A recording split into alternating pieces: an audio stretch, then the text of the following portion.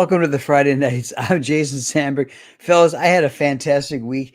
I was looking at some old Pacific comics. I can't remember if it was some Miss Mystic or some Captain Victory, but I saw an ad for this Time Force, and I'm like, they never carried it at the chain, the comic book chain shops that I frequented in the 80s. So I ordered it on eBay. So this was a series that was illustrated by Rudy Nebres. He was one of those Filipino artists who worked on Savage Sword of Conan. So I recognized the art back in the day, but I never got it. But in this wonderful era of eBay we live on, I was able to buy these. Had a good time reading them. Good 80s nostalgia for something I never got to read the first time around. Highly recommend it just for the art alone. Are they black and white like line art? It's color. Oh, no And way. I gotta say, it's debatable whether Pacific Comics or Eclipse Comics had the better murderers row of creators. But Pacific Comics had Jack Kirby, Neil Adams, Sergio Rangones, and obviously Rudy Nebres. Pacific Comics didn't put out as much as Eclipse, but it was top shelf stuff. Good stuff. They look gorgeous. It's a good fun read. And again, I keep telling Craig he's got to catch up on Savage Sword of Conan. But yes, up my game. I'm happy to report that despite the current ills and adversity faced by Diamond Distributors, my local comic book shop did get in the latest 5th installment of Richard Corbin's collected Den series. I haven't read it yet, but as you all know, I've been following this series. Glad to have it in this nice hardcover library edition here. I'm looking forward to reading this. Yeah, good stuff. As always, I am hard at work on Jupiter issue 2. Jupiter issue 1 is in demand on Fun My Comics and Indiegogo. And as my little Krylon tells you, it crossed the 10K figure earlier this year. So I've got bragging rights that we crossed the 5 figures. But hard at work at issue 2. Looking forward to sharing some artwork with you in the near future for issue 2 once it's worthy of sharing with our fine audience. Yes. Craig, yes. How was your week? Good. With regards to all the crazy events that I had going on the other weeks, it was nice to just have to shovel snow. No more like sub pumps going or sun coming home with the virus. But I heard all of your premieres were in the United States this week for some reason. What's up with that? Did you hear about that? Yes. Yeah. Oh, yeah. Okay. So this is ridiculous. This is what happens when you're not a serious country. Yes. We don't have a serious leader. So yeah, all them knuckleheads showed up, and I'm kind of glad in Washington no one took them seriously. Basically, so, riffraff, get out of here. So were they bringing their resumes? Was this like what was the purpose of the visit? I don't know what they think they're trying to achieve, honestly. If anything, I'm worried that they're going to irritate the United States to the point where they're just going to put the tariffs on us to hopefully make it so that they can't afford to get on airplanes anymore, right? Keep us out that way.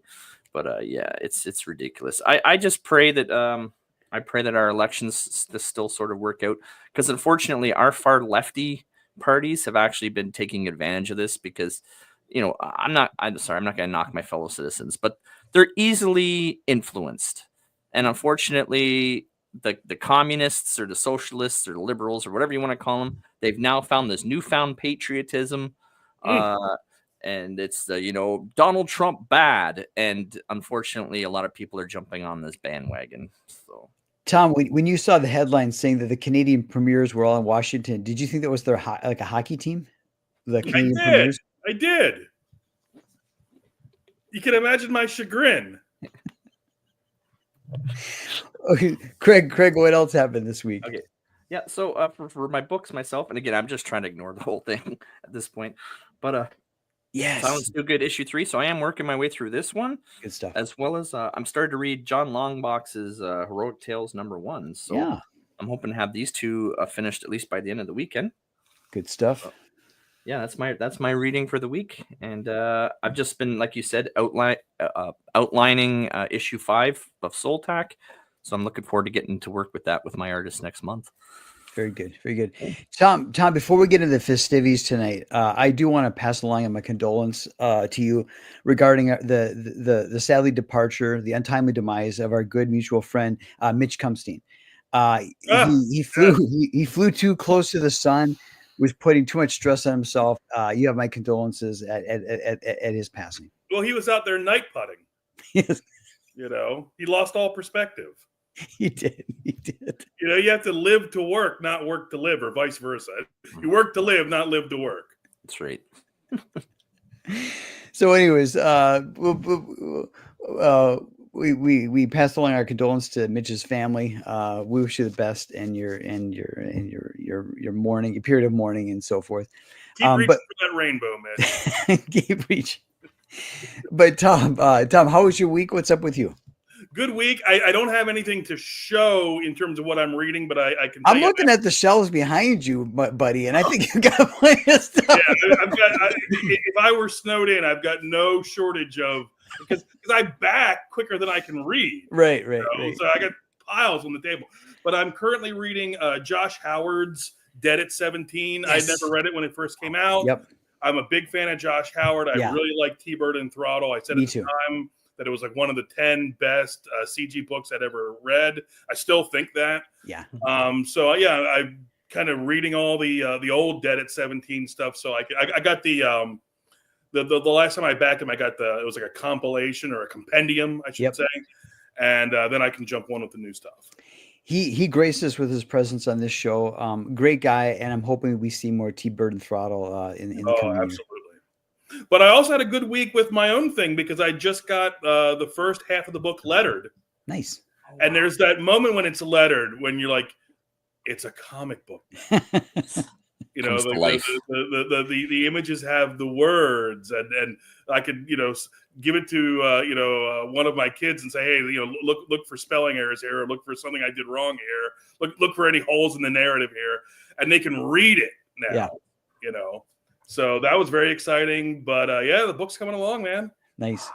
But yeah, you're right. Once the letters are on there, there's the alchemy that happens, and suddenly it goes from pictures to words and pictures, and your brain is able to fill in the gaps in the narrative, and it comes alive. It just comes alive. I had a prosecutor once tell a jury that he was trying to explain what beyond a reasonable doubt means, and he was saying, I'm building a house.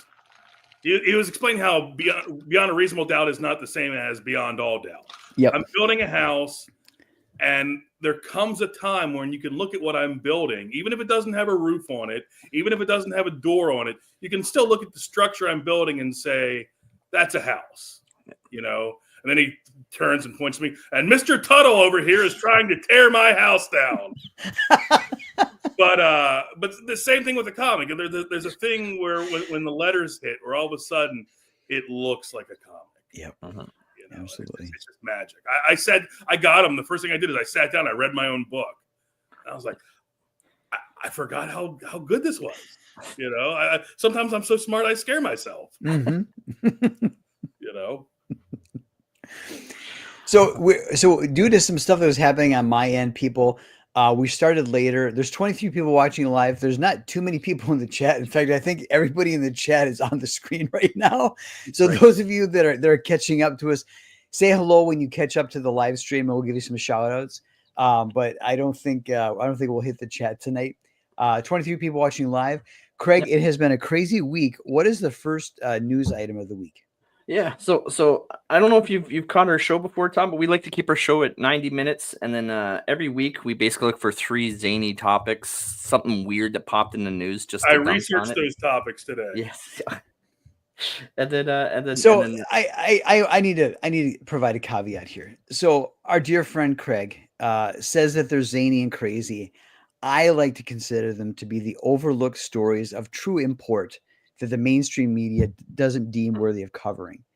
And if he calls it zany, he's my partner in the show, so be it. But those of you out there, I want you to know that there's nothing zany about these topics. These topics, these are things that people will be talking about 100 years from now. That's true. Like this one. Yes. So our first topic comes to us from Sky News. I think a couple of them do tonight. New Zealand's Mount Taranaki is now legal. Taranaki? Tarantino. Taranaki is now designated legally as a person. So yeah, mountain in New Zealand now legally recognized as a person. However, you could still climb up and venture up the mountain. It's not where the mountain can turn to you and say, "I'm not feeling it today." So in the mountain, hashtag me to you. yes. Can it say later that it didn't really want you to climb? Right. So, Craig, I don't think Americans care about what the name of the mountain is. I think they want to know what are the mountain's pronouns. Right. Yeah. Is it peak and range? Is it Oh! Tom? Oh, Tom, what's the mountain's pronouns, Tom? I would say Chuck and Boulder.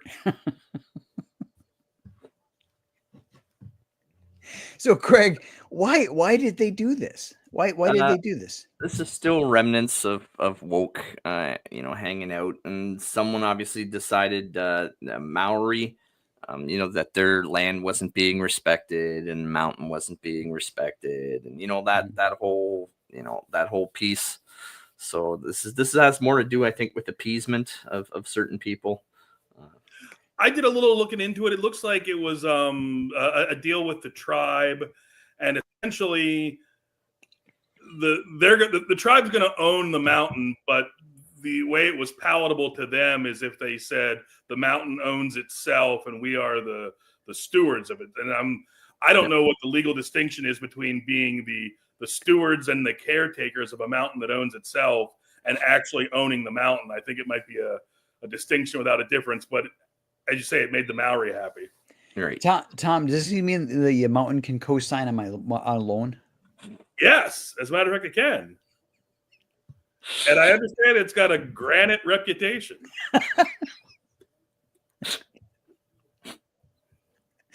So, Tom, I got a question for you. So if it's legally a person, if Right. Congress subpoenas the mountain and the mountain failures to show, what happens? Well, as you would know, if you read your Buddhism, if the mountain won't come to Muhammad, Muhammad must go to the mountain, or vice versa. Right. Are you sure? I don't even think Are you that's sure that was in Buddhism? I don't. Yeah. As soon as I said Muhammad, I was like, wait. Are you quoting that famous Buddhist Muhammad? I think we're gonna have to send you to a sensitivity class, Tom. I think so. It's one of those religions. It was Methodist, Lutheran, and then other with me. So, Craig, what if there's an earthquake and the mountain like splits in half? Is it then like two people? Yeah, I was just thinking sort of the same thing too. Yeah, like it's not a young mountain, it's an old mountain, but you're right. Can it What if there vote? was some sort of a child custody sort of arrangement that, Tom, should the mountain be able to vote? Yeah, if it votes my way. Yeah. I'm prepared to make allowances under those circumstances. So this is a new trend, and as usual, the Friday nights are on top of this trend. We did a short investigative report on this very topic. Let's take a look at that. Do a bit of a deep dive. All right, so that's Mount Taranaki. That's where we get Taranaki sauce. Those of you who are fine diners interested in Oriental cuisine, I already have questions. Yes. Is it a mountain or an iceberg? Does it identify as an iceberg? Why is the mountain underneath the surface of the earth? I think that's a pond. I think it's a pond or a lake. Okay. Yeah. Now I don't know if, but it does beg the question. As you go deeper and deeper, where does the mountain end, and where does the rest of Australia begin? No. I think Muhammad says something about that too. That right. Famous Buddhist. Yes. All right. Let's take a look here. So in pop culture, another famous mountain is Billy the Mountain. Tom, I follow you on Twitter. We go back and forth. I haven't sussed out. Are you a Frank Zappa fan? I am a Frank Zappa fan. Nice. What's your opinion on the rock opera Billy the Mountain? Be honest. I don't know that I've ever heard it when I haven't been enhanced. Okay. All right. Very good. So I don't know that my opinion is a reliable. I don't think I'm a reliable narrator on this. All right, my opinion of Billy the Mountain is it's no Joe's Garage. It's no Joe's Garage. No. All right, Craig, are you a Zappa fan? Yeah. Nice, nice. What's your favorite? You got a favorite album? I wouldn't know the album names, but I don't know. I'm in Love with a Jewish Princess. Maybe it's probably That's from Shake Your Booty. Shake Your Booty. So, yeah. Good stuff. Good stuff. All right, let's look at the next slide here. Okay. All right, another famous mountain formation in the solar system is the legendary Face on Mars in the Cydonia region of Mars. Tom, real or hoax? What do you think? I think it's 100% real. And who do you think built it? I'm going to chalk it up to the Buddhists again. Maybe Mount Taranaki had something to do with it. Yeah. Could be. Craig, do you have a take on the Face on Mars? What do you think? I just think it's a anomaly formation, one of those things. I don't think aliens have visited us for multiple reasons, because I think much like when we discovered America, there wasn't any of us leaving. I think it would very much, if space aliens were here, they would just terraform the planet and take over. So. Could be. What about the the vast distances? Like, would it be economically feasible to actually try to invade and take over? Well, yeah. Well, that's just that ties into it as well, right? Like, who's got time to travel millions of light years to just visit another planet? Tom, do you think that was the biggest problem with the movie Signs by M. Night Shyamalan? There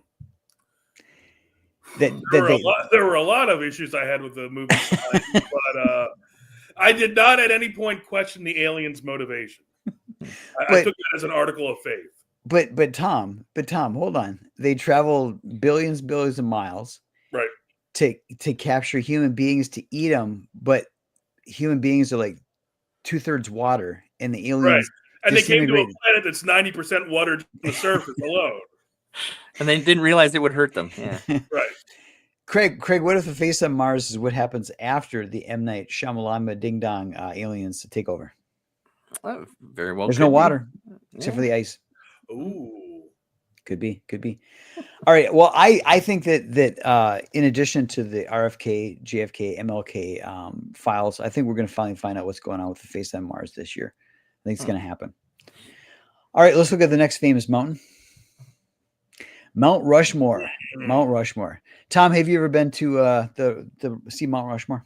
I have never been, but it's funny you bring that up because I am planning a trip to Rapid City, South Dakota in April. Nice. I've never seen it. My son's never seen it. We're going to go. Nice. It's very cool. Very cool. Okay. Well, if you drive through Minnesota, let me know. We can do lunch. Oh, absolutely. All right, Craig. Isn't North Dakota close to where you are on the border? South Dakota? No. Fortunately not. Craig, if Canada had a Mount Rushmore besides Dudley Do-Right and maybe Geddy Lee from Rush, who else would be on Mount Rushmore? I'd hope to say Wayne Gretzky on his way up there. There really isn't that much, is there? Stomping Tom Connors, maybe. I don't know. Who? Stomping the good old hockey game. I never heard of him. Yeah, okay. Any answer that does not include Eugene Levy is yeah, that's true. Right. That's right. Bob and Doug McKenzie too. That's right. Hoser. There ain't a lot. So, who is your George Washington character? Like, who's your equivalent to George Washington? Or maybe you just never had one. No, we have Sir John A. Macdonald. But what did he do? I think he's our first prime minister. Okay. I want to say, but he's not well liked because you know how it is, right? The modern generation wants to erase history rather than respect that. Things were different. Now, could he tell a lie? Where does he come down on the whole not being able to tell a lie thing? Right. If he could tell a lie, we're one up on you. Because our guy couldn't. Right.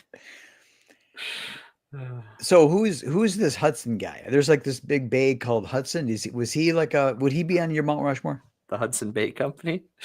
It was a company. Wasn't it a dude? Well, I mean, yeah, they were explorers, but it was more the fur trade. And at one point, they had more money than the government. Nice, So nice. Is this All right. Hudson or Hudsucker? right. Well, yeah. All right.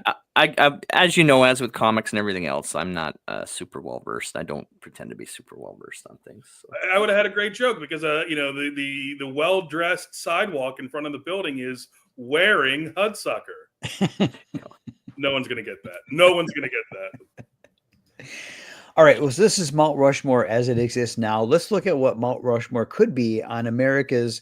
What is it? When is it with what's your quarter million? What's your quarter millennial celebration? We're going to be 250 years old next year. What do you call that? I want to say it's the bisesquicentennial.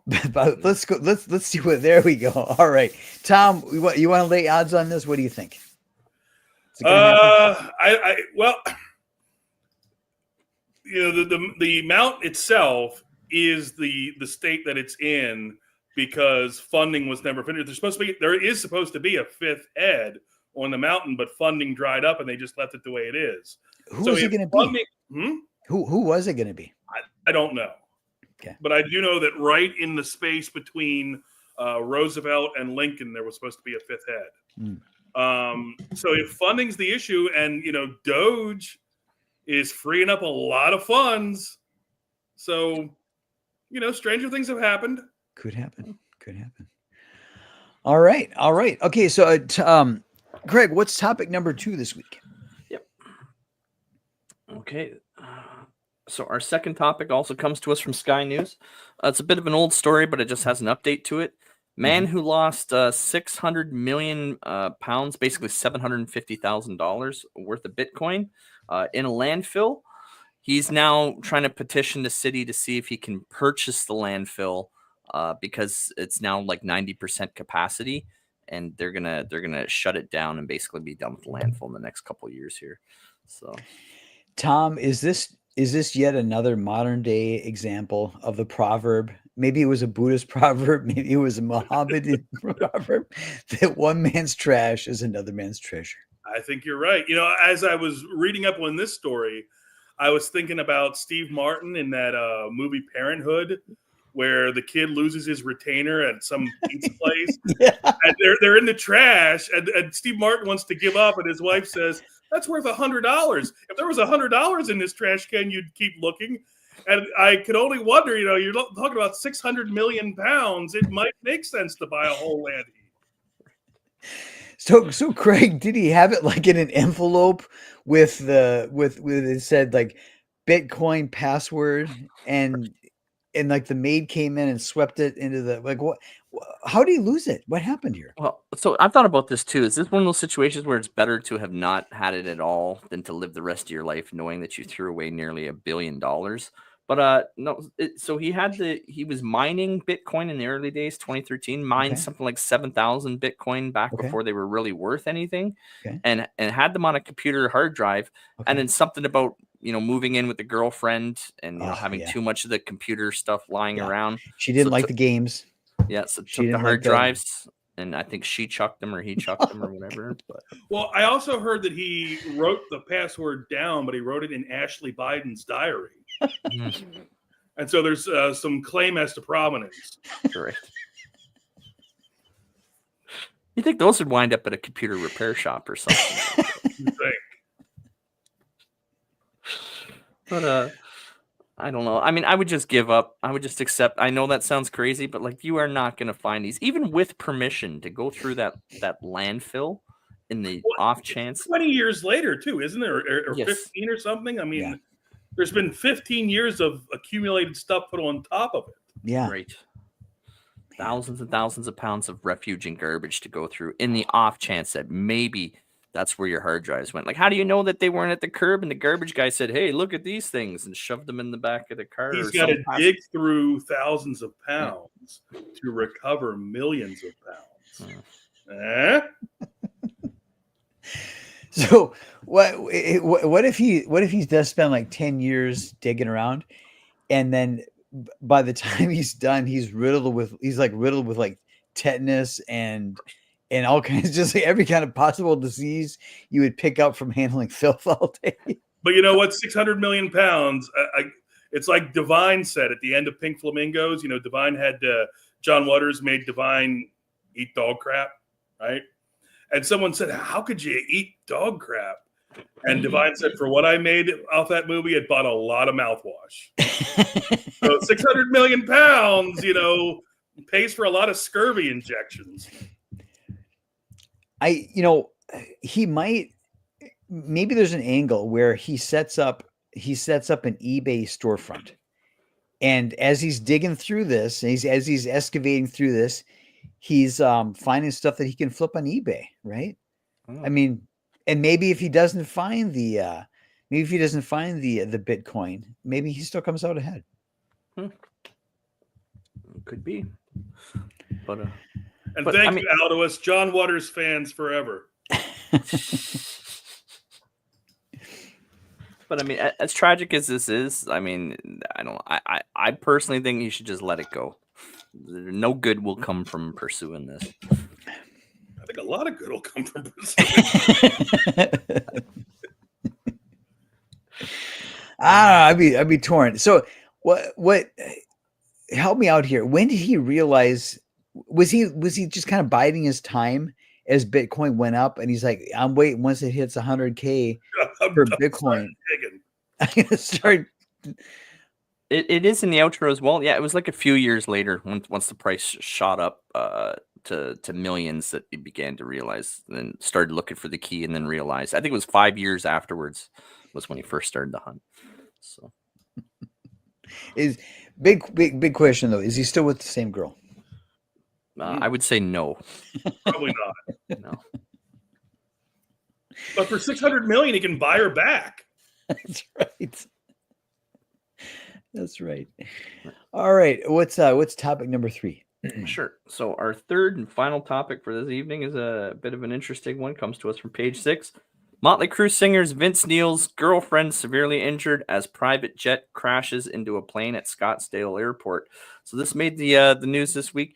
I was waiting for the story to develop. So yeah, his jet was coming into the airport in Arizona, and the landing gear didn't retract, and as a result, the private jet ended up skidding and then crashed into another plane at the airport. The pilot of the plane unfortunately died. But there were multiple injuries. Vince Neil's girlfriend and her friend were on the plane with their dogs, but Vince Neil wasn't on the plane. So. Tom, what's going on with the planes, man?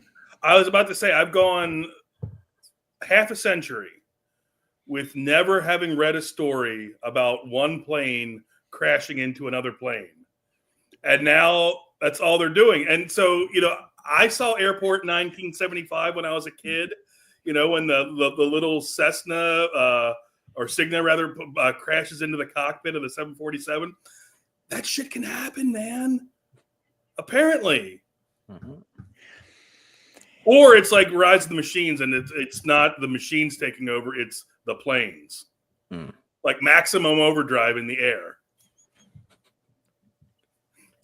All this is killing me. He's killing me. That shit can happen, bro. Mm-hmm.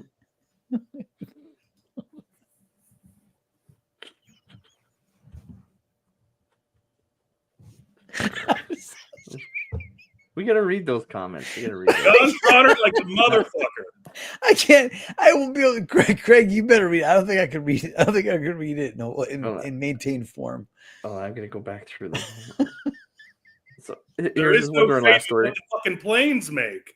One man's trash, another 600 million fortune throws a dumb bin. Yes, throw her out. The plane has looks that kill. Looks that kill. It wouldn't have crashed if the pilot was smoking in the boys' room. That's right. Teacher, don't you fill me up with those rules. Everybody knows that smoking ain't allowed in school. Reports are circulating that Doctor Who saved some of the passengers with Dr. Feelgood. It's like that song says, I'm dying on a jet plane. Yes, it is. Oh. Unhinged is joining us. Is good. A good Marvel. You see who's in the chat? I do, yes.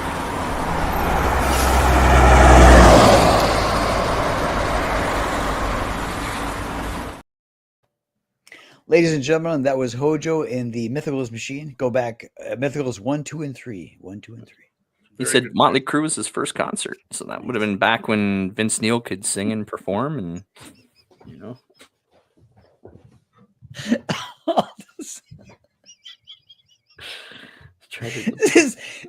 So what I love about this is that Aldous is coming at our show and dropping these really funny jokes that are very lowbrow.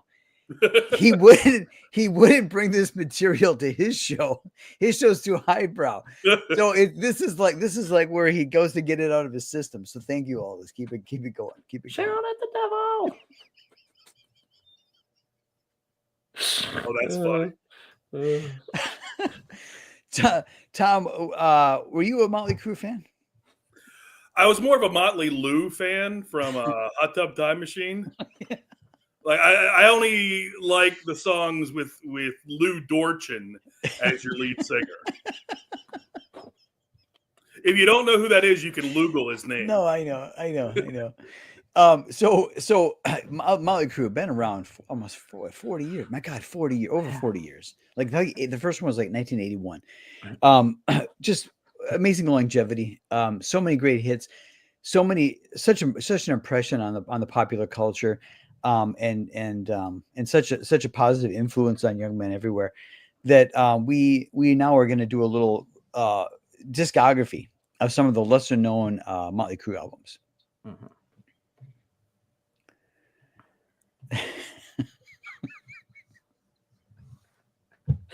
All right, so Motley Crue, big hits, Dr. Feelgood, Shout at the Devil, and so forth. Kickstart My Heart.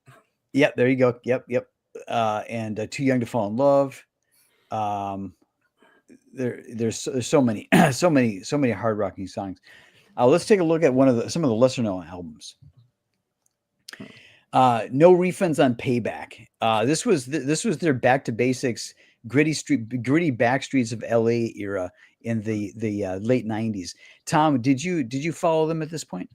I did not. I was aware of them, but I was more of a Falco man. I was into Austrian synth pop. Okay. Rock me. I'm a Danish. All right. Hard to believe Vince Neil was ever sporting a six pack. Yeah, well, it's heavy metal albums, Craig, are notorious for airbrushing, and This is true. All right, let's see what the next album is. Too Alive to Die by Motley Crue. Tom, do you remember? Did you ever hear this one on the radio? I did not. I'm having a problem with the grammar. Shouldn't the O's be mixed around? I think I don't know about that, but there's certainly a shortage of umlauts. I will say that. That's right. Exactly right. Too Alive to Die. Craig, was this one in your wheelhouse? No, I can't say I recall having this album, but I'm definitely agreeing that that should definitely be a letter to Alive and a letter to Die for sure. Right. That's right. Yes. All right, let's check out the next one. All right, Power Ballads. That's Lou. There he is.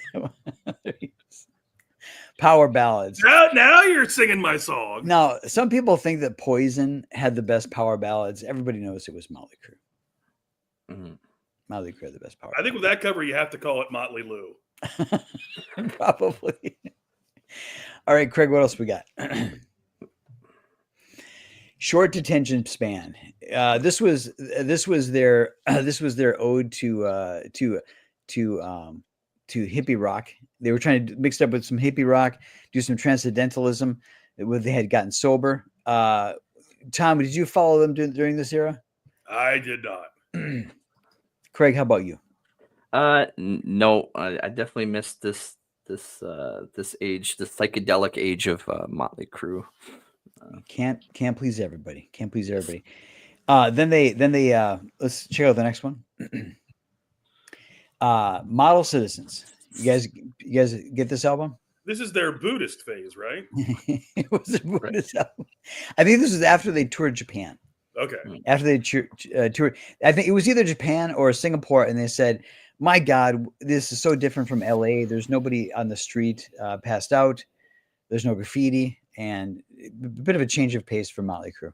That's a missed opportunity for some action figures. I'm telling you, that's a multi-million-dollar idea right there. Yeah, I agree. Tom, if you've got Motley Crue action figures, do you allow them to mix with the GI Joes, or is that verboten? I would make these guys sing Detroit Rock City. You know what I mean? I hear you. The Motley Crue as members of the Kiss Army. Mm-hmm. It checks out. Craig, I think we got one more here. So apparently they were so drunk that they didn't know that they had previously released an album called Too Alive to Die, and they didn't want to. So apparently there's a second album with the same name. Tom, is that epic debauchery to not even recall releasing an album with the same title? It seems redundant. It seems repetitive. It seems like they're doing the same thing over and over and over. Yeah. Mad Ruth, isn't that what they say about AC/DC? One song, 10 albums. Yes, the same riff. Yeah, same riff. Yeah. All right. Well, we don't know if Motley Crue has anything else left in them. Maybe they'll get back together. But certainly they left us such a legacy of hard bad boy rock, and they're on, if you will, they're on the Mount Rushmore of rock. Well, they are that one band that proved that even though they had a farewell tour and they got lawyers involved and they signed contracts that said they would absolutely never, ever, ever, ever have a reunion again, or else they would have like multi-million-dollar penalties, they still managed to find a way to do it. So. Well, Tom, doesn't that get back to what you said about Divine? It gives hope to all of us, man. You know? So maybe the lawyers that got Motley Crue back together, maybe they should be dispatched to the Middle East to try to iron out a peace agreement. Could happen. Anyone could do it. They can. That's for sure. Could happen. First thing Tom, you do, send in the lawyers. Yeah, send the lawyers and guns and money. The way I always say, it's not the lawyer's job to create conflict. It's the lawyer's job to preserve conflict. That's right. To keep the karmic wheels balanced. Right. So Tom, we all in this community see your name.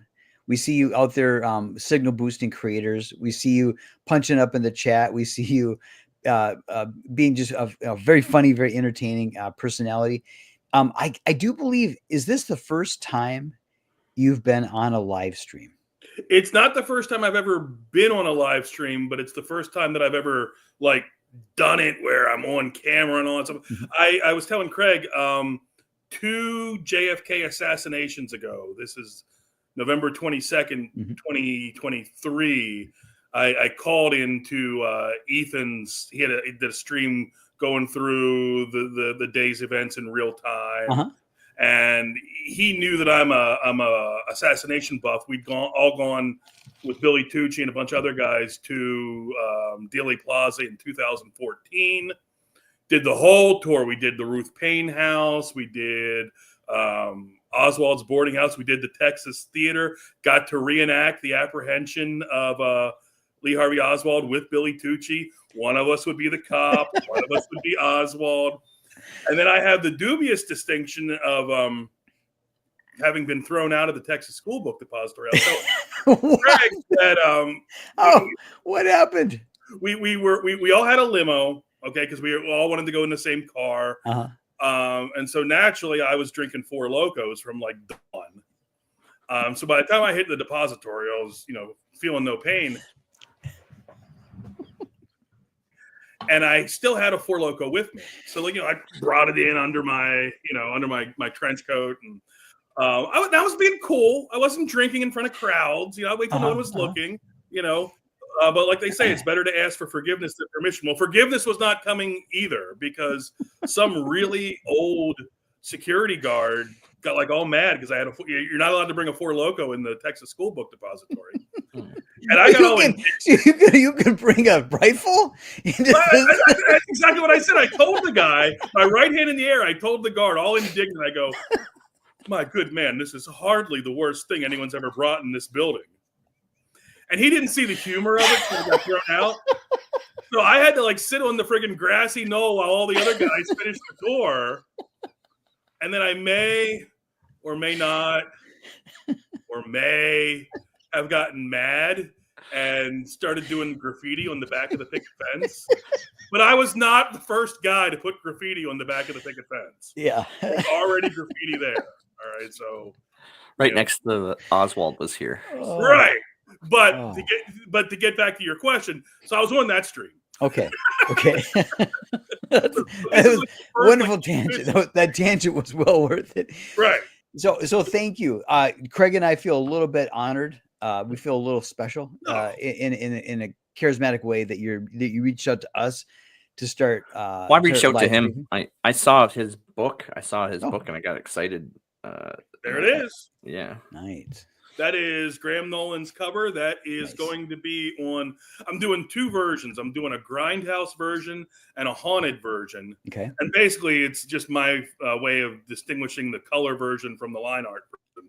Because Christian's line art is so gorgeous. As soon as I got those first pages of inks in, I was like, I got to do a black and white one as well. So Graham has got the cover to the Grindhouse color version, and then Peter Gilmore did my cover for what's going to be the line art version. Nice. It's going to be so good. And this is a zombie western? Yeah, well, no, vampires. Vampire, okay. I'll give you the pitch. My guy, Sawyer Bain, former bounty hunter, former man of the gun. Something happened to him on his last job that was really, really bad. Enough to force him to put down his guns forever. Found the love of a good woman.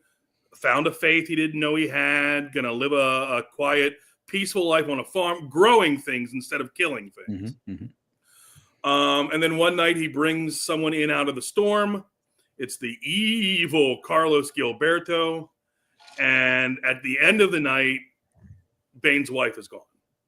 Carlos Gilberto's gone. The wife's gone. And so now he has to pick up the guns again and trail his wife, find his wife. He tracks her down to a small town called Half a Rock Hill. And Half a Rock Hill is pretty quiet during the day, but it really comes alive when the sun goes down. Nice. 7 amens before sundown. Wonderful. And how many pages will this be? Coming in at 44. Nice. And obviously you'll come back on when the campaign is live. But is this going to be a standalone story or the first in a series? Oh, there's the cover to the line art version by Peter Gilmore, and that is an homage to Freebie and the Bean, the 1973 film with James Caan and Alan Arkin. Because I love that movie. I love that poster, and I love the tagline because it fits. Above all, it's a love story. So I'm so excited for this book. It's going to be a lot of fun. I've got the first half is already ink colored and lettered, and then of the second half, I've got inks for the first 6 pages. So got to get colors on those 6 pages. And then I think there's 10 more pages to turn in. And then we're good to go. Nice. I've got sequential pages here for a sneak peek as well. Yeah. As long as it's okay showing these, let's take a look. Yeah. And again, we got 33 watching, getting a sneak peek at the upcoming book, 7 Amens before sundown. That is Bane crossing Brawley Bridge. Thematically, what I made Brawley Bridge represent is it's the bridge between the world and the world that is slightly askew. So when he goes across that bridge, that's when he's in the bad place. Nice. Very cool. Leaving it behind. So, is it your same artist that did the line art and the colors for your creative team? Yeah, Christian Rossi, great artist. His stuff is so lyrical. It's like music. Seeing his stuff come in. He's been absolutely terrific to work with, and the thing that I've been so gobsmacked by, because it's just so it's so incredible, is, as you can imagine, a great portion of this book takes place at night. So palette wise, he's limited in the night. He's got to use night colors, and the vibrancy and just how he makes those nighttime colors pop as much as daytime colors. It's really something to behold. Yes. This is very good. Very good. And Craig, you asked a question earlier that I addressed but didn't answer. This can be a standalone book. It's got a beginning, a middle, and an end, but I have a second book planned that will continue the story further. My idea is to make each of these books completely standalone, but also part of a broader arc. So the second book will take place in war-torn World War I Germany. Oh, wild. And there's what I'm talking about with the nighttime colors. This is Bane right when he realizes that something's wrong here, because the second the sun goes down, every doorway fills up with somebody. Man, they've all just been waiting for that split second to come out. So, I'm just going to ask a question here. You can choose to not answer it if it's. I don't guarantee answers, but I do guarantee responses. Okay. If he shoots one of these things, do they keep coming? Yeah, and that's going to be like his first clue that something's amiss here, because the book takes place in 1870. Stoker's novel won't come out for 23 more years. Right. So I'm sure that there are, existing folk tales about the vampire.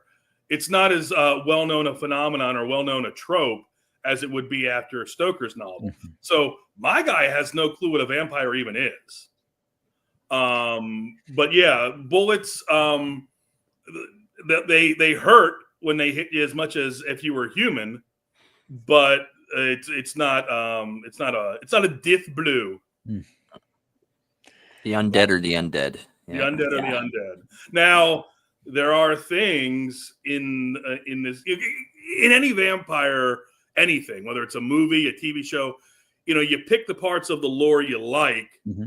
and you chuck the rest. Some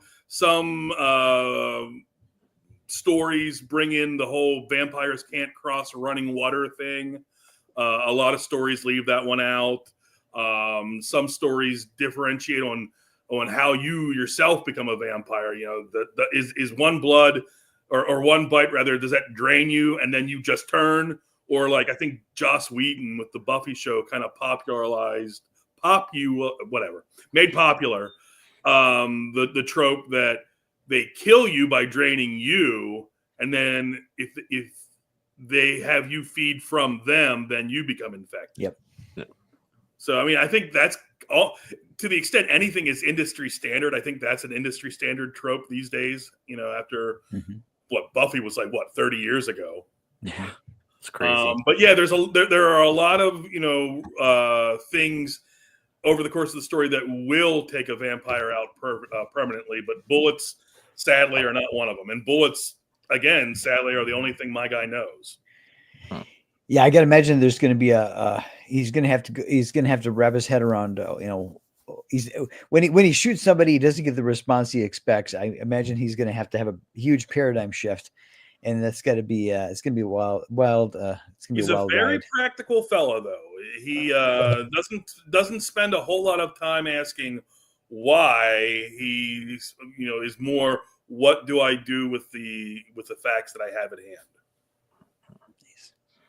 I will say this about the art. As I'm looking at it, I can now see why you're going to do a line art version. Oh yeah, because this, even without color, the artwork is very striking, fantastic storytelling. So you certainly picked a great finding him was a collaborator. godsend. I mean, this book is almost a testament to the entire spirit of Comicsgate and the independent community, in that, man, I didn't know anything about what I was doing other than what I'd picked up through osmosis watching 5 years of live streams. And everybody that I have hooked up with over the course of this project has been amazing. Christian Rossi is my interior artist, my 2 cover artists, Peter Gilmore and Graham Nolan. Vaughn Klaus did my logo. And I got Eric Weathers doing the lettering. And I've even got a nice piece of Vasilis Lolos art that I'm not 100% sure whether I'm going to make it the back cover or just a standalone print. It's just too gorgeous to not to do something like that with it. Cool.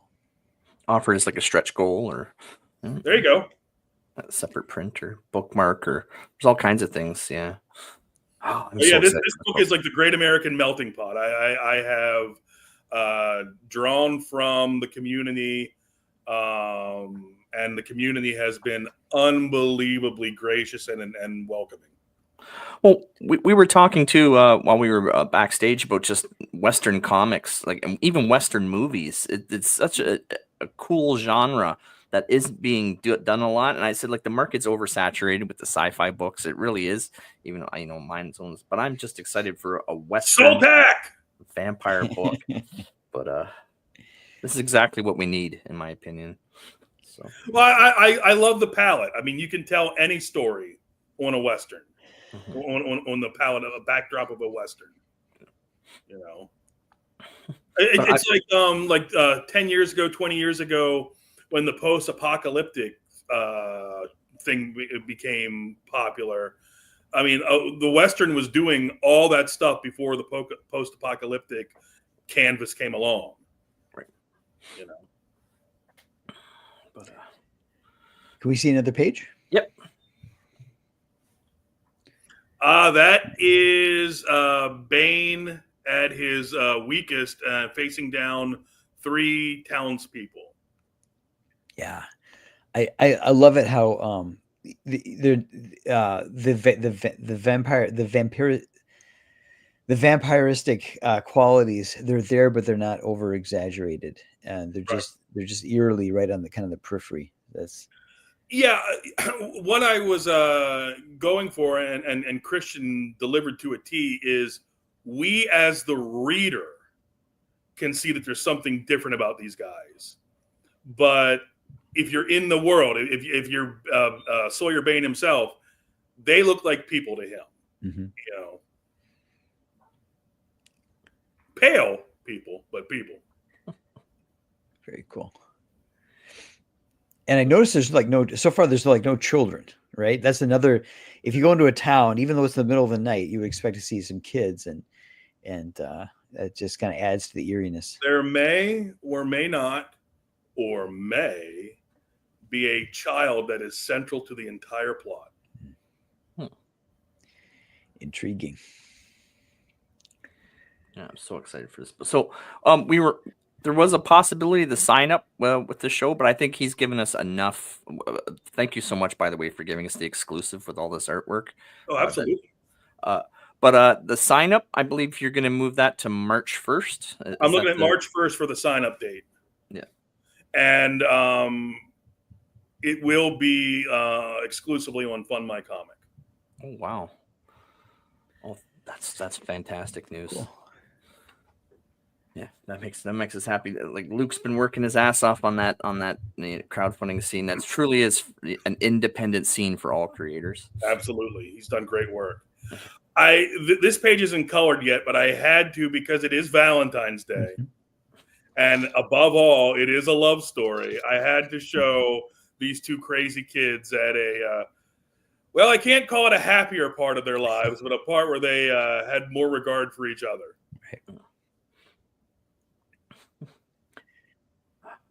Very cool. Is there any particular page you'd like me to go back to emphasize again? Like I want to go back to the Graham Nolan cover. Oh, fantastic! And what I was going for with in my head with this image, and I mean Graham just blew me out of the water is Grindhouse. Mm-hmm. You know, the those movies in those little hole in the wall theaters in New York in the 70s, those big black and white monster magazines that you couldn't buy at the store because they wouldn't sell it to a little kid. Guy at the arcade named Stumpy. And if you waited till he got done his game of Missile Command, he would take you out back of the mall, sell you his comic books, and maybe some cigarettes.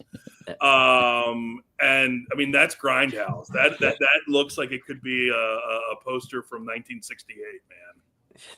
It's beautiful. Very cool. Beautiful. So yeah, I want this to kind of evoke that kind of feeling, like when comics, it was only like 10, 15 years after the Wortham era, comics were kind of bad. You were kind of, I mean, bad like in a good way. Like you were kind of doing something wrong by reading comics. By reading comics, you were doing something you could get in trouble from your mom. Yeah. Like in Halloween when the kid like hides his comic books under the sofa, yeah, you know, and he only brings them out when the babysitter's there. Like that was kind of the sense I was trying to evoke with this book. You know. That's a strange time, and yeah, parents would find that. And, what are you doing reading this smut? And went into the fire. That's why there's so few number ones of Superman and all that, because parents were throwing them in the fireplace, right, and burning them. Yeah. Okay. So. It's almost like Bitcoin in a landfill. bringing it right back around. The syllabus hangs together. That's right. Very cool. Very, very cool. So there are 33 watching. There's not a lot of comments in the chat, but I would like to give anyone an opportunity if they have any questions for Tom on this book. So, like you said, the sign up's going to come out March 1st. March 1st. How long do you see the sign up being up before you actually go live? And you said it's going to be exclusive on Fund My Comic. Yeah, exclusive on. Excuse me, Fund My Comic. What's a good average length for a sign up? Maybe 30 days? Yeah, at least a month, but up to 3 months is feasible. It depends. It depends on what your goal is for your sign up. So some people are trying to get 100 people to sign up before they launch. So it's all on if that's what you're waiting for, is to get 100 signatures, or if you're just like at 30 days, whatever I have, I want to go live. It's a matter of what you want to achieve. So. Well, then, I mean, let's say exclusive. We'll say March 1st for the sign up, and then looking to launch in April. Nice. Okay. Oh, wow. And the nice thing is, a lot of the background work's been done. So, like, by the time I launch, really what I'll be looking to do is crowdfund the printing costs. But the book itself will be either done or real close to being done. So there should be no battle plan survives first contact with the enemy, but there should be a short turnaround. Good. Between launch and getting them out. Good. But yeah, I'll be definitely grabbing both copies. And then I think Jason agrees. We would love to have you come back when this campaign's absolutely live. This has been a hell of a lot of fun. And I've learned a lot about Buddhism, and I think we all have. So, question: Do you have somebody? Do you have somebody in mind to help you do, like, say, trailers? I do. I've kind of got something kind of in my head. I'm new to this. Okay.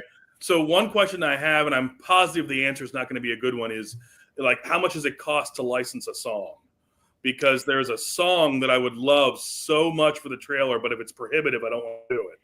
That I don't know. So for my what I've done in the past for my music is for $30, you can go onto Adobe Stock, and they've got thousands of songs that you can basically get like 10 songs for $30. Okay. But that's the obviously it's independent musicians, so it's good because they get some money and all that kind of stuff. But when it comes to licensing a catalog song by that, I've got no idea. No idea. But out of curiosity, what's the tune you have in mind? You Rascal You. Now the song itself might even be in public domain. Okay. But I like the Ingrid Michaelson version. I can run it through the YouTube filters if you tell me the name of the song, and I can tell you if it pops up on the copyright. Yeah, it would either be You Rascal You is the name, but sometimes it goes by I'll Be Glad When You're Dead, You Rascal You. Okay. And the artist is Ingrid Michaelson, Michaelson. Okay, I'll see if I can't find that and run it through the YouTube. The biggest thing is if it trips off the copyright filter or not, because if it doesn't, then you're laughing. You're golden. Oh, I like to laugh. Yeah. But no, but as Jason was mentioning with trailers, like good stuff, for example, like you can get a trailer done for about $100. So, oh, sweet. A trailer, yeah. I've got something kind of mapped out in my head, and I said something to her a long time ago, but I did say something to a prominent comic skater who may do the voiceover for my work, and she has historically not done voiceover work. Intriguing. That's good too. Like if you take Hojo, who was here, he had Mrs. Good Stuff did the voiceover for his, and that was one of the big sellers for his first book. Was that unique voiceover? So that could bring in a lot of customers. Done right. No, fingers crossed. Yes. Is there anything else you haven't had a chance to talk about yet, Tom, that you'd like to add? I think we've covered it. Like as I say, just keep your eyes on my Twitter account. I like to continue teasing stuff as it comes in, and March 1st we'll do the sign up, and fingers crossed all goes well. We'll be up and running in April. I think this is going to be one hell of a ride. It's going to be a real barn burner. Yes. Yeah. I'm going to burn several barns. So yeah, here's what I would say. Back 7A Men's before sundown. Don't tell your mom. That's right. Very good. So we've got a little more time we can hang out here. So a question for you, Tom. What was the first comic book that you picked up where it clicked with you and you kind of had an attachment to the art form? Tell us a little bit about you and your path here. I was a Legion fan from day one. I mean, as a kid, I had subscriptions, and I don't mean subscription services. I mean subscriptions right from the company. So when they would mail you your shit all rolled up or folded in half. So I had subscriptions to Spider-Man and Fantastic Four as a real little kid. Mm-hmm. But when I was 10, I discovered the Legion. And it would have been right around like the 260 mark, back when it was still Superboy. Oh no, Superboy in the Legion was the title through 259. Then it became just the Legion. But it was still in the Superboy in the Legion era. I remember, I can't tell you what issue it was, but it's Mon-El and Shadowlass fighting the Fatal Five, and that's one of the first comic books I ever remember reading. This was in the 70s, so it was the spinner rack at the 7-Eleven was where you bought comics. But my grandparents lived in Philadelphia. So whenever we would go visit my grandparents, my folks would drop me off at Fat Jack's in Philadelphia. And this was the 70s, so like no one had any problem with dropping off the 10-year-old downtown in the heart of the city. And, we'll come back in 3 hours and get you. Right. You know? But here's $5. Yeah, exactly. In 3 hours. But yeah, the Legion was my first book. It's how it was kind of my gateway indirectly to Comicsgate, because I found Comicsgate through Ethan and Richard, because I had been Facebook friends with both those guys from back in the day, and I became Facebook friends because we had a mutual friend who kind of like bridged that gap. And I bonded with that fella through our mutual love of the Legion. Okay. So the Legion kind of started the whole path that brings me to current year. And it was a great book because it grew up with me. Like, when I was a kid, it was the 70s era Legion. Yep. And then when I got into college is when Paul Levitz took over and was doing some more, I don't want to say adult theme, but more mature theme Legion stories. Yeah. And then the friggin' Bierbaum era, like sophomore and junior year, Tom and Mary Bierbaum just blew their comic career that I'm aware of was so short, and they did so much amazing shit with the Legion. Yeah, I love their 2-year run with Keith Giffen and art. The 5 years later, just love it. Yeah, it was amazing. So, but yeah, so that's my path. I was a DC boy all through, growing up, and kind of discovered Marvel in the late 80s. Good, very good. What's your opinion on Space Cabbie? Space Cabbie? I don't know that I have any strong thoughts on Space Cabbie. I am familiar with those. What do you call it? When there's a couple stories in each book. The digest, the digest, or the anthology. Thank you. That's I was trying to say amphigory, but that's a whole different thing. Those anthology books, those sci-fi books like Mystery in Space, Space Cabbie was a mainstay. I'm familiar with his classic stuff. I don't know if they ever tried to revamp him. So it never fails to surprise me. Every time there's a spike in interest in Doctor Who, I see DC Comics sitting with Space Cabbie in the vault, and it's like, why are you not jumping on this? Space Cabbie is just basically Doctor Who. I mean, why are they not pushing this character like they should? Space Cabbie, if Space Cabbie, Doctor Who, if the Doctor was played by Judd Hirsch. There you go. And then I have picked up that you've got an affinity. I think you did a read through of Hawkman. Oh yeah, I love Hawkman. And so what inspired that? What was your having read the full breadth and width over the years? What's your takeaway? Well, the best thing about Hawkman is the clearly delineated backstory of Hawkman that is so easy to understand for readers. He's a sci-fi space cop who is also the reincarnation of an Egyptian prince. And they may be two different Hawkmen, or in some eras they're combined into one Hawkman. And then they did the thing in the 90s where they tried to say that the early Justice League Hawkman was an entirely different Hawkman, pretending to be Qatar Hall. So yeah, I mean, there are a couple heroes whose backstory is so irredeemably convoluted, and Hawkman's one of them. But no, what got me into Hawkman would be the Truman miniseries, Hawk World. That was where, to me, he stopped being just a guy with wings and started having his own persona. I have this weird affinity for the third tier DC characters like Adam Strange, Hawkman, the Doom Patrol. All great characters. And fuck you, Tom King, for what you did. Yeah, fuck you, Tom King. I tell you, what the biggest scandal, the biggest grift in all of comic book history is how Tom King basically got DC to pay for him to deal with his post-traumatic stress disorder. That it is, instead of the man should have just gone to therapy.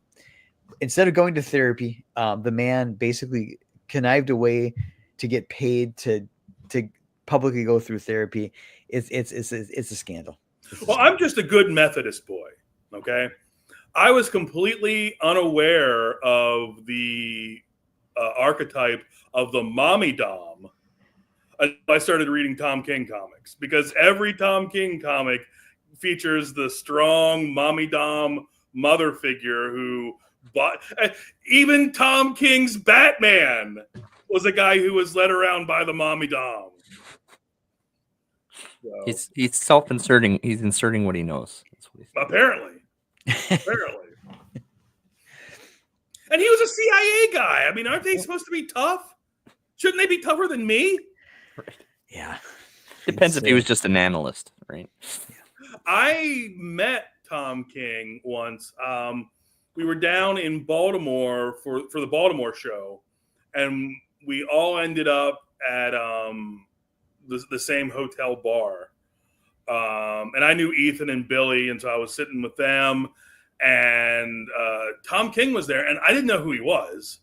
And he was just, shocker, unbelievably morose. Because DC, I guess, had just given him the news that Omega Men was getting canceled. And he was just so morose. Like it was like Ross on the first season of Friends. I can see it. Yeah. Hi, how are you? But yeah, so what he did to Adam Strange is just unforgivable. Yeah. Great character. Like you, I have a great love for the B and C level characters in DC. They've got such a great, friggin' stable. They've got such a great stable of C, D, E, F, and G level characters that they've created like a whole the inferior five. And was it Animal Man? With Grant Morrison's run where he went to limbo and he met all the unusable characters like the inferior five. Yeah. And speaking of Keith Giffen, Ambush Bug, I always get a kick out of that character. Ambush Bug's terrific. Yeah. In many ways, I know there's been a lot of discussion about Deadpool over the last week or so. But you can't tell the story of Deadpool without nodding your hat to Keith Giffen and Ambush Bug. Yep. Because Ambush Bug did it first. Yep. Huh. Good stuff. I am hoping for a in light of Keith Giffen's passing, I am hoping for an Ambush Bug omnibus. Just great stuff. I am the proud owner of a photograph of me and Keith Giffen giving the camera the finger. Nice. I went through this phase where I would meet comic pros and I would just ask them to give the camera the finger with me. And a lot of them would do it, but like I remember Ramona Fraden was a little diffident about Yeah, you gotta put that as a stretch. You gotta make a stretch goal on the campaign, a postcard of that. There you go. Nice. All right, and then nowadays, so aside from the Indian CG stuff, is there anything from I'll just say the big four, so Dark Horse, Image, DC, Marvel. Is there anything currently being published that still it got its hooks in you? Nothing's got its hooks in me. I still try to stay current with what's coming out. And when I see something like Doomsday Clock or the Three Jokers, when I see something that catches my eye, I'll check it out. But there's no current title that is still a rush to the store on Wednesdays for me. Okay. I mean, the nice thing about comics as a medium is I can read new comics for the rest of my life because there's 80, 90, 100 years of back issues there. And like the old saying says, if you haven't read it, it's new to you. Yep. So that's more or less what I do with my mainstream dollars is I just get caught up on titles that I just missed out on, first time around. Yep. So definitely. I've got boxes of unread books. Huh? I've got boxes of unread books that I haven't read yet that I need to get around to at some point. Well, as you can see, I've got plenty of CG stuff to keep me busy. Because every once in a while they come in these huge spurts where you're getting a package like every day. I just can't keep up with them all. I know. Yeah, I've got a pretty good groove going where I'll read a CG book, and then I'll read like a Marvel reprint, and then I'll read like a current indie title, either an Image or Dark Horse book. So I've got a good I'm in a good rhythm. So I'm in a sweet spot right now, and my to be read pile is big, but it's not unwieldy. So good times. That's good. That's the way my DVR used to be. When you keep up with something, it's easy to keep up with something. But when they start piling up, like then that mound of unwatched, Game of Thrones episodes, it just becomes insurmountable. You can, when you only have one episode in your drive, you can stay up with it. When you've got 40, you're like, I'm doing that now. I'll do it later. Right. It's like homework. Yeah. And then the drive just starts to delete them on its own, and it is what Yes, it is. I had no idea the DVR could do that, and I was really pissed off because I thought it would just get full and it would just tell you I'm full, but no, it's sua sponte, just deletes shit of its own accord. Oh man, nightmare. Yeah, nightmare. I got rid of the DVR. It's all streaming now for me. Yeah, it's the way to go. Yeah. Speaking of streaming, what's your favorite show currently? Oh, like TV show or like live streams? Both. Oh, live streams will be unsurprising. I watch all the big ones. I watch Trash Cast, Jack Show, Ballers. I watch Biggest Problem on Fridays. Show type shows. Man, what the heck am I watching now? I don't really watch a lot of TV shows because I don't like. This is going to really be like angels on the head of a pin. I don't like the format of a continuing story. I like the arc. I like the beginning, middle, and end of a movie. Yep. So I noticed about 2 years ago, I couldn't, the same decompression that I was running away from in comics, I was seeing it in like Netflix series. And it's like, I can't, you're purposely stretching this out. You're purposely padding this to your point. Give me a movie so that I can judge it. I can judge it and experience it versus feel like I'm it's too protracted. Dragged along. And some of these long form story arcs, it just becomes obvious that they're making it up as they go along. And I'm looking at you, Chris Carter. And also I'm looking at you, J.J. Abrams. Yes. This friggin' Lost suckered me in. After the X-Files, I swore I was never going to fall for that shit again. And then Lost suckered me in. And you're like Annie, what's her name? Annie Misery. Annie Wilkes. Kathy Bates. I kept wanting to say Annie Bates. When you get to the end of X-Files or Lost, and the resolution in no way matches the info you learned in season 2. And you're like Annie Wilkes going, "You made it up as you went along, you cock-a-doodie dirty bird. Fix this. I'm gonna fucking hobble you." For me, where I dropped the X-Files like a bad habit was when the X-Files movie came out. The season cliffhanger was there was an alien in the bottom of a cooling pool at a nuclear reactor. Right. And it was like the season cliffhanger. So I'm like, there's a movie. I go to the movie. It's completely unrelated. Right. And I'm like, I'm done. This is ridiculous. They have this build up. And then when the next season resumed, it was, they dropped that. They basically just ignored that storyline. And I'm like, these guys are hacks. They're hacks. They were. And the exact same thing with Lost. Yep. Well, Lost season 1 and 2 were so good, and then it started to fall off season 3. I think it's the thing with X-Files and with Lost. Both of these shows were brilliant at setting up mood and giving you tantalizing tidbits that kept you coming back. But if you're going to do that, you have to have the arc mapped out in your head. Right. And you can't do stuff that deviates from that arc. A great example I always give, it's something that really ticked me off during the reign of the Superman era, when Superman died and you had the 4 pretenders.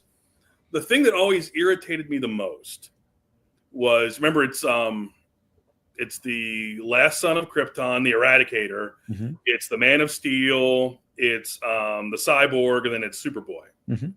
And that first appearance of Cyborg has him going to the Pentagon, and there's Doomsday's body, and he thinks this is a thought. He thinks they never even bothered to clean my blood off you butcher. Now, given what we now know, and spoiler alert, if any of you guys don't know that Hank Henshaw is the Cyborg Superman. Spoilers. Now that we know that the Cyborg Superman was never Superman and was a villain, it wasn't even someone who thought he was Superman. He was a villain from day one. Why would you have that thought balloon? You know, if you know you're going to make the Cyborg the bad guy, don't have something that's going to deviate from that arc. Kind of like George Lucas saying, "Oh yeah, I always planned to have Luke and Leia be sisters." Why were you confused that I had to make out in Empire Strikes Back? No, the truth is you had no idea you were going to make them siblings until Jedi. Yeah. On a similar note, for me, in the Teen Titans, the Wolfman Perez run of the Teen Titans, for me, the Judas contract storyline, I would look around at people who were raving about it. It didn't have the same impact for me because Tara, you found out right away that Tara was a mole and a traitor. Not least of which because she had buck teeth and those big whore lips, right? And she smoked, yeah. So for me, that's another similar example where it's like this. You've taken the air out of the balloon before it popped, and right. But I mean, obviously, I still kept reading because it had the George Perez art, but I don't know. In hindsight, it's if you're doing a monthly storytelling, you really have to plan things out because you can't go back and change things like you can as a novelist when you get to the end chapter and you realize I need to build up this part and foreshadow that part and it's just a shame when there's not that foresight. Yeah, and the thing is, I'm going to use my experience with 7 Amens here. There were a couple of times where I'd get to the end and I want to have something pay off, but I never introduced it. Mm-hmm. Well, it's not hard to go back and write it into the earlier scene and say, "Oh, by the way, he picked up a dog here, because I need to have a dog barking." I mean, that's made up. There's no dogs, but or are there? but yeah, that's the same thing. It's not hard if you have. You don't have to write these things chronologically. If you have a great idea for the ending that you didn't flesh out in the beginning, go back and amend what you did in the beginning. Definitely. Right now, Craig is in his note card phase for the next Soul Tack. Yes. And, that's what you're doing right now, Craig, right? Yes. Right. And you've got, and Craig, you said there's going to be 9 issues of Soul Tack? 9 issues. Yeah, it's all mapped out. I don't have to go back and fill any plot holes or explain anything that didn't happen or anything. It's the whole story's up. It's in my head. I know exactly start, middle, and ending. And in issue 9 of Soul Tack, they're not going to wake up and it's not going to be like a dream, right? You promise? No. Yeah, I promise. No purgatory. Yes. No. I'm a big fan of Soul Tack, fan of Jupiter, as you know. Thank you. I went down and tracked down your back issues on eBay. I hope you didn't spend too much, sir. I spent all the money I had. My kids went hungry so I could get back issues. Well, thank you. And I said, "Hey, quit your bitching. Daddy's reading Jupiter." You can read it when I'm finished. That's right. That's right. Thank you. What I like about Jupiter, I think I said it in my review video, it took me back to Wasteland, which was Vertigo before there was Vertigo. And when I read I was in England my junior year, and God bless my folks, they bought my weekly pull list here. And there was a shop in London that sold comics, but you didn't want to buy a whole lot of stuff because you had to stay light because whatever you bought, you had to carry, either abandon or carry home with you. Sure. but I discovered Wasteland at this London, like an intergalactic garage kind of curio. It was like one of those. It was like a grindhouse theater, but for comics and LP albums. Nice. And Wasteland was just such a great friggin' ride for this, this small town boy, in the big European city for the first time, reading these far out tales by Del Close and whoever the other guy was. And that's the sense that Jupiter evoked, because I've been saying that there are 3 really great creative periods in the 20th century. There's the 30s, the 70s, and the 90s. And the thing all 3 of those eras have in common was the sense that there were no limits. The only limits were your imagination. And, in the 90s, you had art house films taken off, with Tarantino and Kevin Smith and Lars Van Trier. And comics, obviously, Vertigo was taken off. Mm-hmm. And, for someone who'd grown up on pretty straightforward superhero comics, these kind of boundary expanding things were amazing, because again, there were no 4 corners to the board. Mm-hmm. And Jupiter definitely evokes that, man. Thank you. Appreciate that. Yep. And in terms of planning ahead, I have a long timeline for Jupiter, and I know where it's going, and I'm excited. It's going to take me 18 months to do each issue or whatever, but I know where it's going, and where it's going to end up is not where people are expecting, but it's going to be, I'm doing everything I can to make it organic. So I'm looking forward to continuing that series and getting more issues out, and having people along for the ride. So thank you for being an early adopter. Thank you for being an early enthusiast of Jupiter. I greatly appreciate that. It's exciting to think this summer I might have Jupiter 2 and 7 Amens before Sundown. You probably will. It's going to be a good day at the beach. That's right.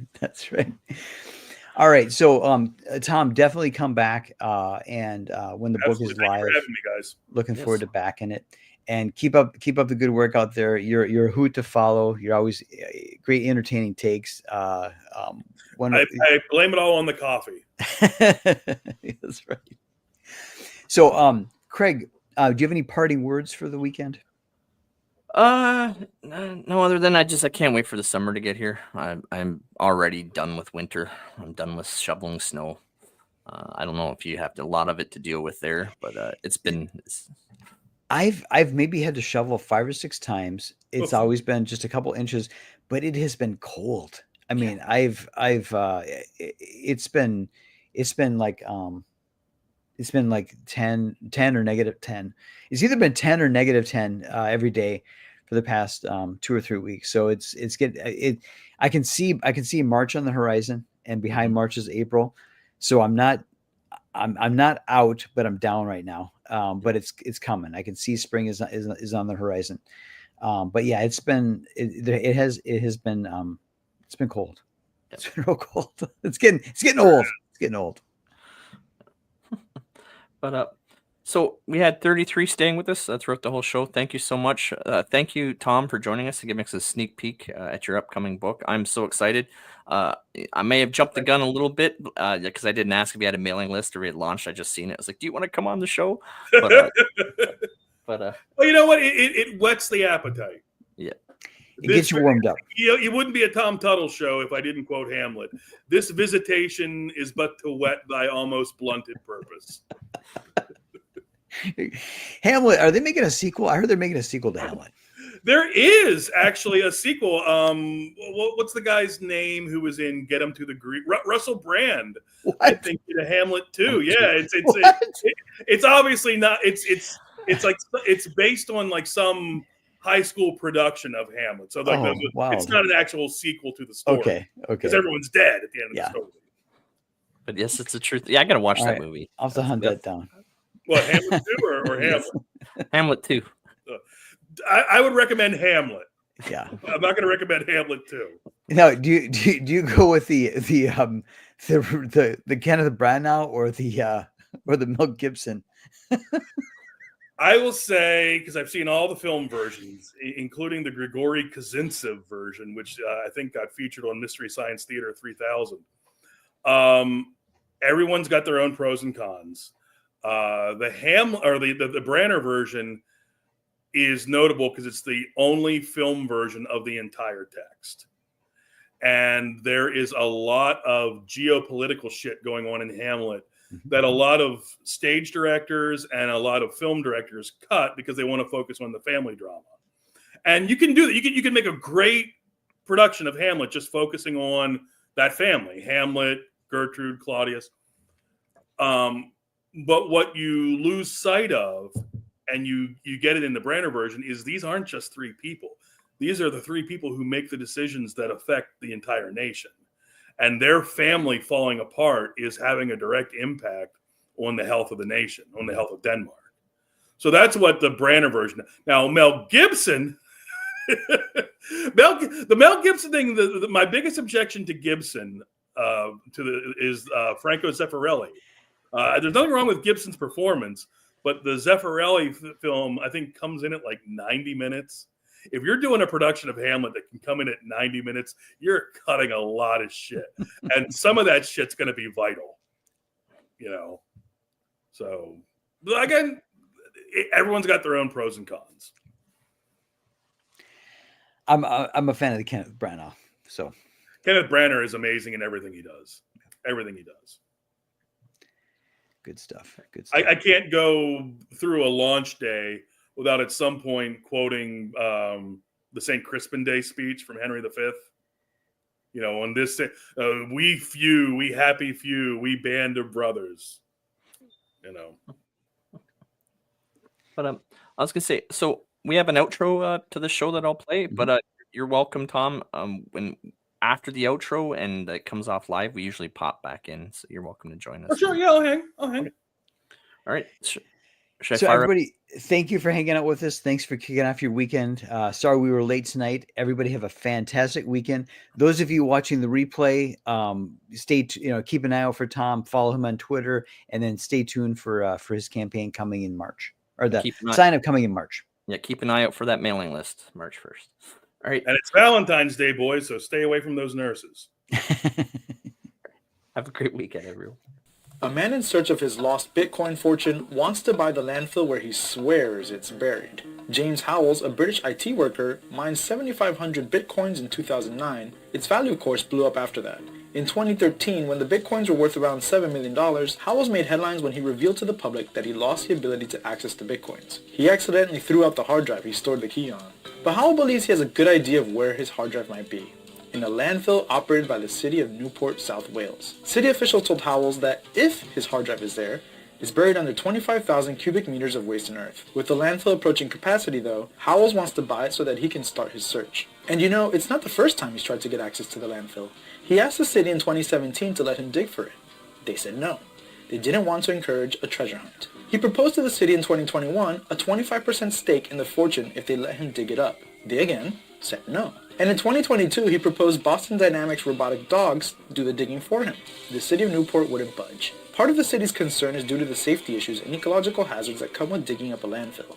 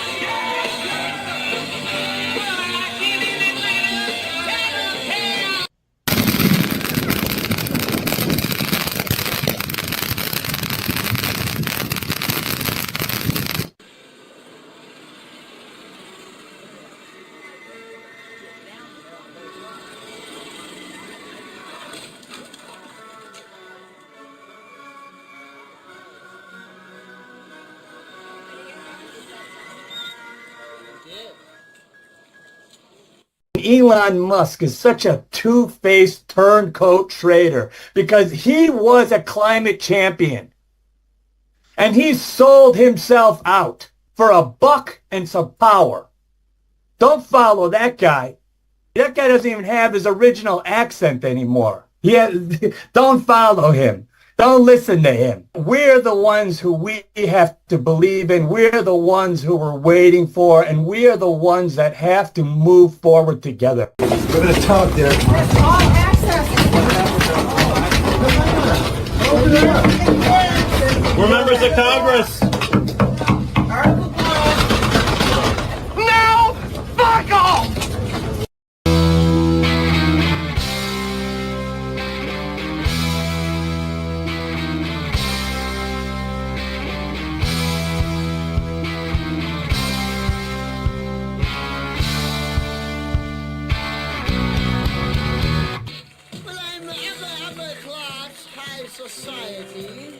God's gift to ballroom notoriety. Yes, and I always fill my ballroom. The event is never small. The social pages say I've got the biggest balls of all. Ladies, I've got big balls. I've got big balls. And they're such big balls, and they're dirty big balls. And he's got big balls, and she's got big balls. But we've got the biggest balls of them all.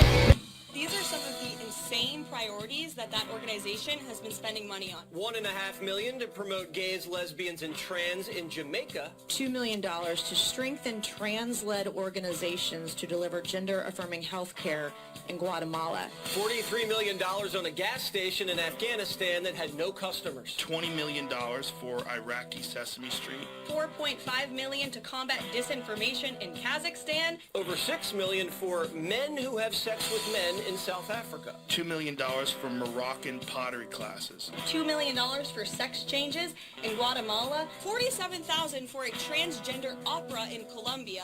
$17 million to promote inclusion in Vietnam. $32,000 for a transgender comic book in Peru. $8 million to teach Sri Lankan journalists how to avoid binary gendered language. $300 million to Reuters to attack Elon Musk. $2 million for sex changes and LGBT activism in Guatemala. Billions to the corporate media to attack Trump and run the fake impeachment propaganda. $330 million to help Afghanis grow crops. Crops. $122 million of the USAID money was given to terrorists. These people are lunatics. Big